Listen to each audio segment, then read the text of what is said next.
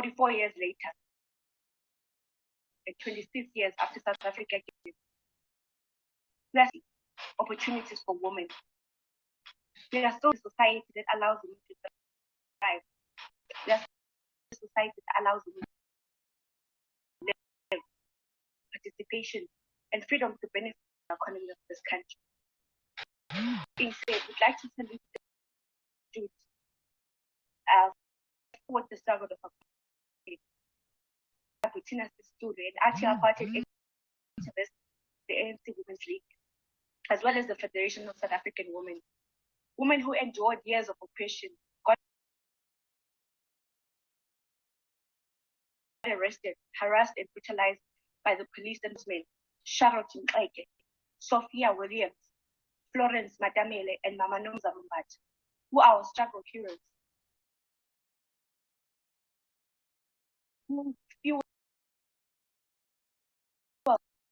all know women transformation strategy, and yet depression and social change are often under the core of government policies is a dual strategy aimed at dealing with the legacy of apartheid and the transformation of our society, particularly the transformation of power relations between women and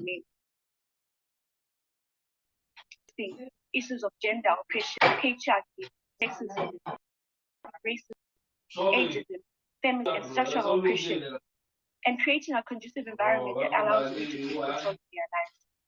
We must appreciate the establishment of the Department of Women, Children, and People with Disabilities in the quest for emancipation of women and the empowerment of South Africa. Creating a society that protects the rights of women by creating and bringing forth policies that champion the cause for a free society. However, women in this country are still fighting inequality.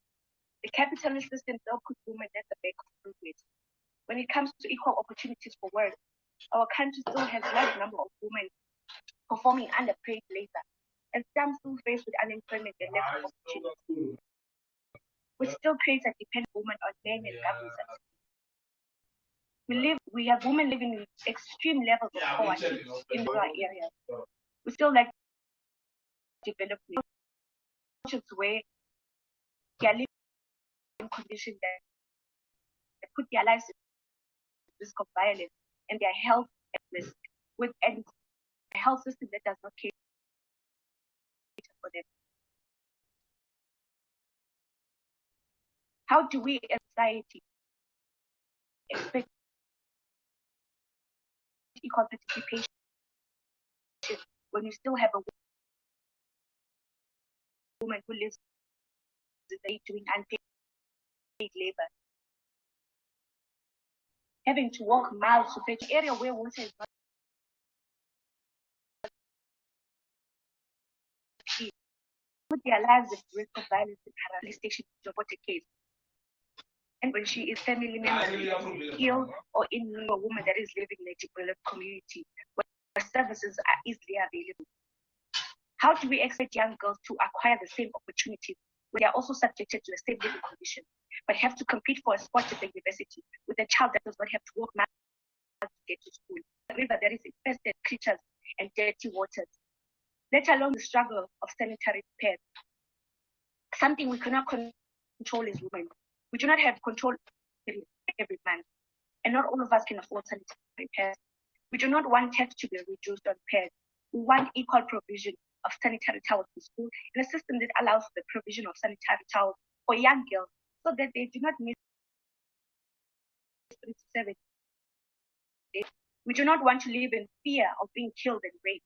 We do not want a society that is young women living in fear of one next, or if justice will be served should they come head on with gender-based violence. We want a society where women rights allows space for them for participation in society. We want a society where women in parts. Young women is we want an education system that produces employers and that are able to empower us in our community, be part of the labor market, and contribute to the economic growth of South Africa. The one curriculum that will shape the type of society we want, system that allows them to dive into departments previously male-dominated, such as engineering, agriculture, science, sports, etc.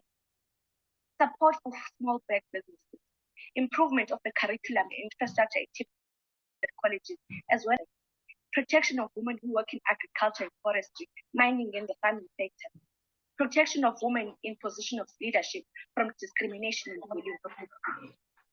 The way forward, I would like to propose and encourage women in this country to remain resilient, never be compliant. There is no growth in compliance. We must continue to fight for our rights. Of national, such as engaging in issues. I would like to encourage those who have a platform to use it to influence change. Let us contribute more to knowledge production through writing books and articles about our struggle,